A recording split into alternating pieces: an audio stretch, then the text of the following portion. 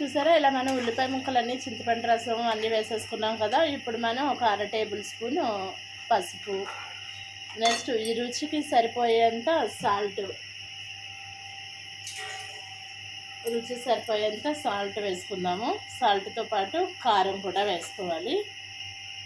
చూసారా దీనికి ఎంత అవసరం అవుతుందో మనకు తెలుస్తుంది కదా. ఈ పచ్చి పులుసుకి అంత కారం వేసుకొని అంత సాల్ట్ కూడా వేసేసుకుందాము. పచ్చిమిర్చి ఎక్కువ వేసాం కాబట్టి ఎండు కారం ఎక్కువ వేయనవసరం లేదు. ఇలా వేసి దీన్ని బాగా ఉడకనివ్వాలి. కొంచెం గట్టి పడుతున్నప్పుడు ఇలా పలుచగా లేకుండా కొంచెం గట్టి పడుతుంది.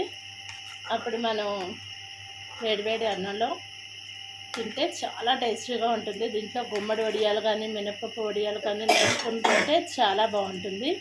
అయితే చివరిని ఏం చేయాలంటే చిన్న బెల్లం ముక్క కూడా ఒకటి తీసుకొని బెల్లం ముక్క కూడా వేయాలి. బెల్లం వేయటం మర్చిపోవద్దు, బెల్లం వల్లే టేస్ట్ బాగుంటుంది.